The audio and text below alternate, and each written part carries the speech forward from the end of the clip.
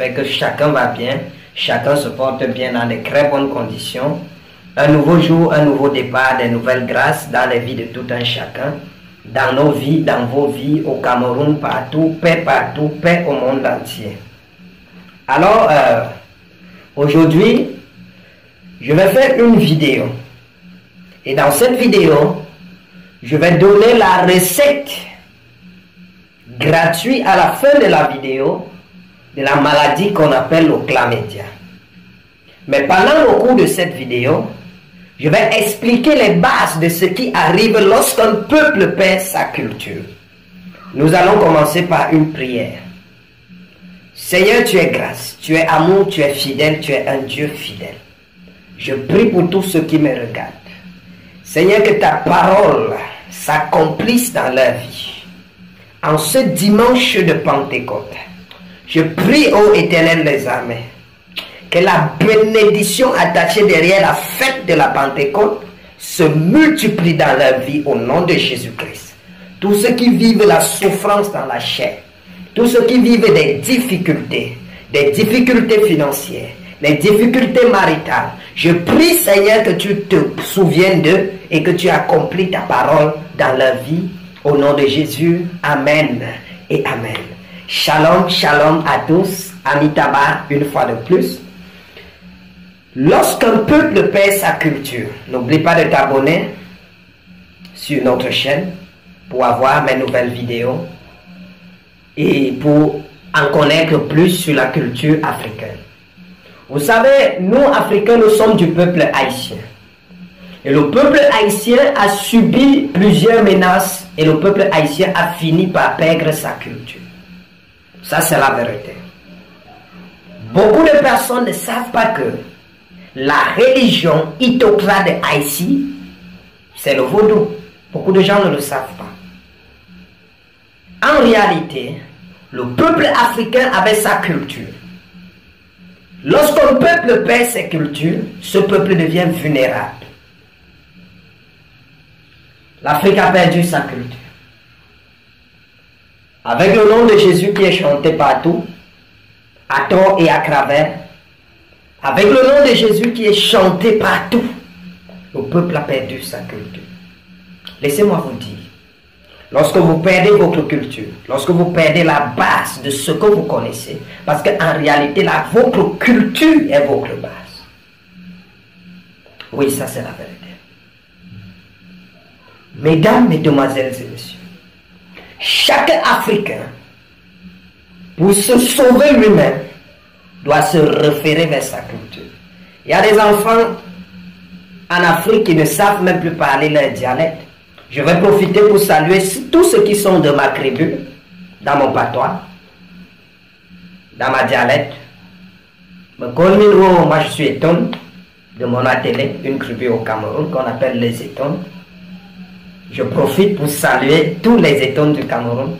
Les Amaba Minabuya, oh oui, voilà. Lorsqu'un peuple perd sa culture, ça devient très dangereux. Mesdames, mesdemoiselles et messieurs, l'Afrique est en train de partir vers les moments les plus dangereux. Tout ce qui était africain a été volé. Ce que je peux vous conseiller, en tant qu'Africain, c'est de retourner vers la base. Jésus est venu nous montrer la bonne façon de pratiquer nos cultures. Je vais prendre un exemple typique. Dans nos cultures africaines, on avait une façon d'honorer les chefs. Tout ce qui était de la chefferie. Lorsqu'un chef mourait, on avait une façon d'honorer l'homme africain, d'honorer le chef africain. On accompagnait le chef par une jeune esclave, qu'on appelle dans mon patois Etou. Voilà, lorsque le chef mourait, on l'enterrait avec une jeune esclave vivante. Est-ce que c'est une bonne culture ou c'est une mauvaise culture? Je vais vous dire, dans son premier sens, c'est une bonne culture. Pourquoi? Parce que la Bible dit d'honorer toutes les autorités. Et pour l'homme africain, c'était sa façon d'honorer son autorité. Maintenant, quel est le lien entre cette culture et le christianisme? Jésus va donc venir. Il va dire que Vous honorez vos chefs, c'est vrai, c'est une bonne chose. Mais voici la bonne façon d'honorer son chef. Honorez, respectez vos chefs. Agenouillez-vous devant vos chefs. Mais votre chef n'est pas un Dieu. Est-ce que ceci a aboli la culture? Non, non, non. Ça a juste amélioré la tradition. Au point où la tradition n'enterre plus les gens vivants, mais la tradition honore son chef. Comment veux-tu être béni? Si ton chef, ton roi, tu ne le considères pas, tu ne le gères pas, comment tu vas expérimenter la bénédiction de Dieu? Et dans mes prochaines vidéos, je vais vous montrer que tout ce qui est finance a un seul but, l'élévation du corps luciférien. Mais pour nous qui cherchons l'élévation du corps christique,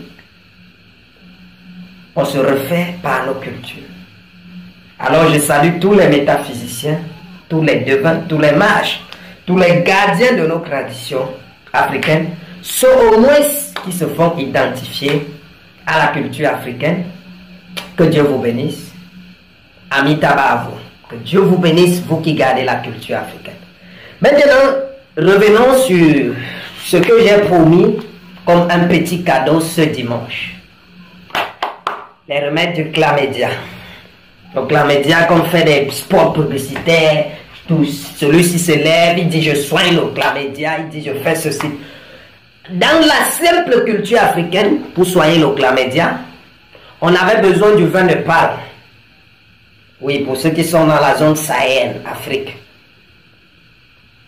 Il y a un jus qu'on appelle le vin de palme. Tout le monde connaît ça en Afrique. On a besoin du vin de palme.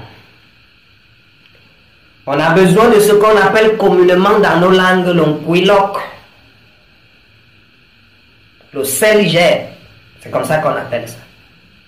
Ne vous inquiétez pas, je vais laisser les noms sur la barre de description.